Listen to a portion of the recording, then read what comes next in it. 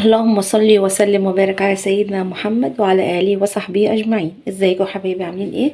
يا رب دايما تكونوا بالف خير. النهارده فيديو جديد، وصفه جديده من مطبخ عبير. زي ما انتم شايفين كده، شايفين الجمال، الجمال عدى الوصف والله. لسه جايبه عربيه الفول الجميله دي، عجبت بيها كده وشكلها عجبني، فقلتها ايه اصور بيها الفول بتاعنا النهارده. طبعا كل سنه وانتم طيبين، النهارده السحور.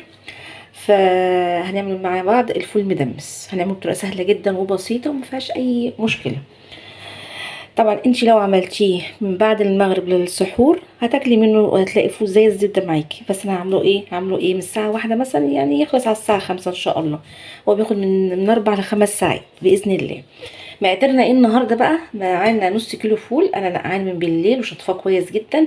طبعا بننقعه ونشطفه عشان الغازات اللي فيه تطلع منه. ومعانا جزرايه، دي اختياري بقى. ومعانا ليمونه طبعا عشان الليمون ما يسودش معانا، الفول قصدي ما يسودش معانا.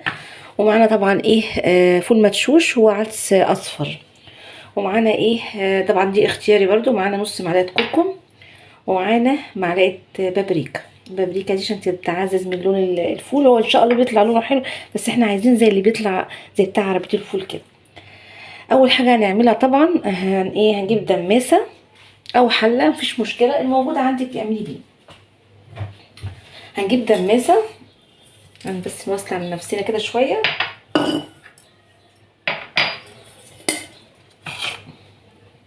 هنجيب بقى دماسه زي دي كده اهوت.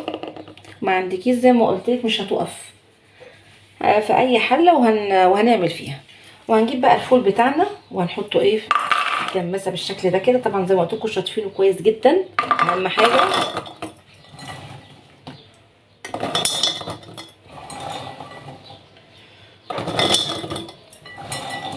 حطه بالشكل الجميل زي ما انتم شايفين كده. ده بيسهل لك كتير جدا، يعني انت ما تعمليش كميات كبيره. يعني هو نص كيلو في نص كيلو، يعني نص كيلو ممكن يقعدك 3 4 ايام 5 ايام، تبع الوجبات اللي انت هتطلعيها. تحطيها في اكياس وتحطيها في الفريزر زي ما انا بعمل. ما مش معقول يعني هندمس كل يوم فول. خلاص كده حطينا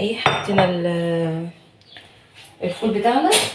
نجيب بس معلقه ونحط الفول المدشوش، غاسلينه ومصفيينه، ده ما بيتنقعش زي الفول ما بيتنقع لان هو بيستوي بسرعه.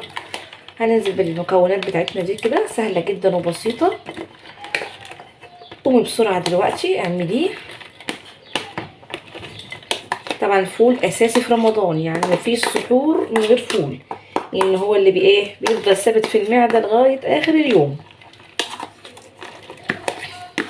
او بيسند المعده بمعنى اصح.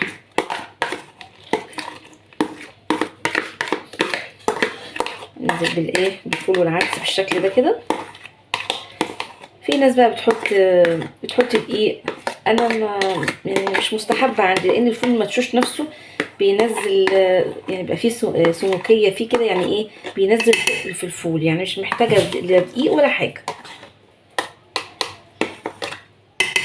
بالشكل ده كده. وهننزل طبعا بالجزرايه والليمونه كده وبحالتها كده.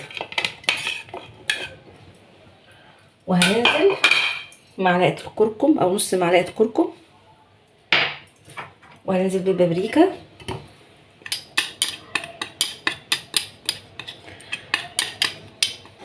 كده اهو، ننزل المكونات كلها مع بعضها كده. وطبعا هننزل عليه بميه سخنه اهم حاجه. بسم الله الرحمن الرحيم لحد ما نغطي الوش بتاعه.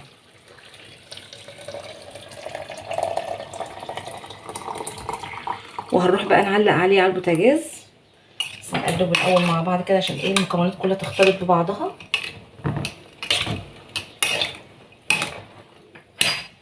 كمل برضو حبه ميه كده. طبعا احنا مش هنغطيه بالغطا، احنا هنغطيه بطبق. الطبق ده هنعمل فيه هنشوف دلوقتي. هنروح بقى على البوتاجاز نعلقه، واول ما يغلي غلوه واحده هنروح مهدين عليه زي الشمعه كده، ويستوي براحته زي ما احنا متفقين. اي اكل بتعمليه على نار هاديه بيطلع زي العسل زيكم كده. هنروح بقى على البوتاجاز نعلق عليه ونشوف هنعمل ايه. هنا بقى زي ما انتم شايفين كده الفول معانا غلي غلوتين. هنشيل بقى اي ريم فوق الوش هنشيله عشان خاطر ما يعملش سواد في ايه في الدماس. اهو بالشكل ده كده، اي ريم قدامك هيطلع شيليه باول باول كده.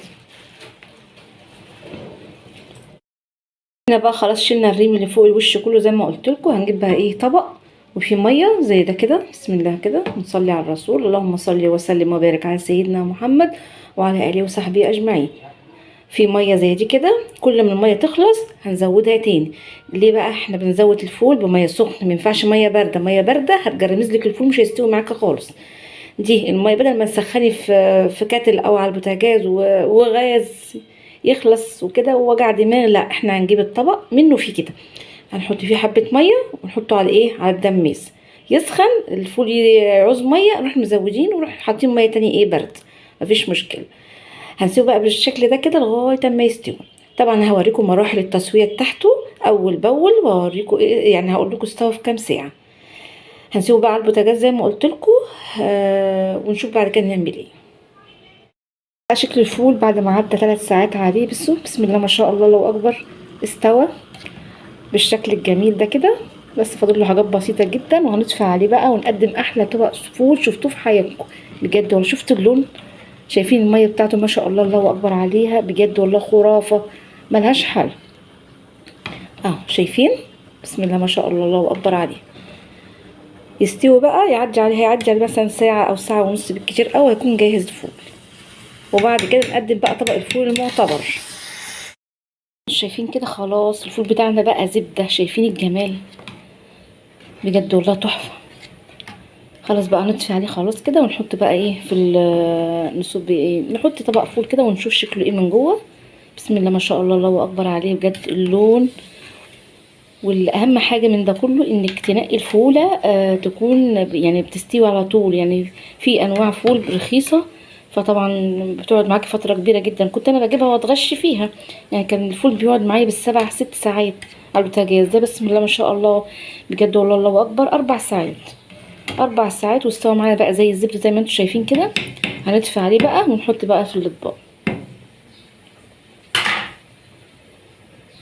تعالوا بقى نشوف ايه الفول بتاعنا من جوه عامل ازاي. شايفين لونه وسمكه عامل ازاي، مش محتاج دقيق ولا اي حاجه بجد والله تحفه. تعالوا نصب بقى في الطبق بتاعنا كده ونقول بسم الله كده. طبعا الجزر بقى ايه، الجزر استوى معانا جدا بقى زبده.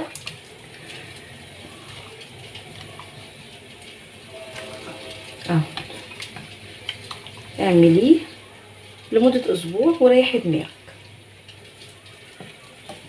نهرس بقى بالشوكه كده اهو بالشكل ده. شايفين اللي محتاج خلاط ولا اي حاجه، زبده بجد والله.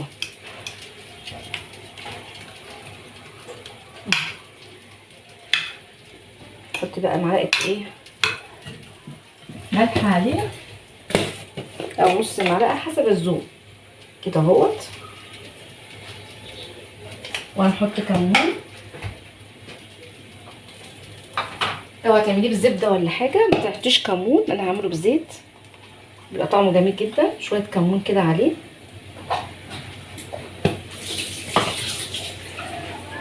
هنحط بقى ايه حبه زيت زي ما قلت لكم، لو هتحطوا زبده ما تحطوش كمون، حبه زيت بقى حلوين كده محترمين. وهنحط ايه الطحينه اللي احنا عملناها قبلها بيوم. كل حاجه بنجهزها اول باول عشان كل حاجه تبقى سهله عندنا، مش هنقعد بقى طول النهار نعمل حاجات ونضيع وقتنا ونسيب بقى الصلاه والصيام والكلام ده وقراءه القران. هنعمل ايه، هنحط بقى حبه طحينه كده زي العسل كده زيكم كده اهوت. ايه رايكم في طبق الفول العظمه ده بقى؟ شوفوا انتوا بتجيبيه بكام من بره بجد والله تحفه تحفه تحفه. جربوه بالطريقه دي مش هتندموا. وادي الفول قدامكم اهو استوى بقى زي الفل اهو زي ما انتم شايفين كده. بسم الله ما شاء الله، الله اكبر عليه بجد والله تحفه تحفه تحفه. جربوه بالطريقه دي مش هتندموا. طبعا كل سنه وانتم طيبين، رمضان كريم وسحور سعيد عليكم ان شاء الله. طبعا لو عجبكم الفيديو متنسوش بقى اللايك والشير والاشتراك في القناه عشان يوصلوك كل جديد. السلام عليكم ورحمه الله وبركاته.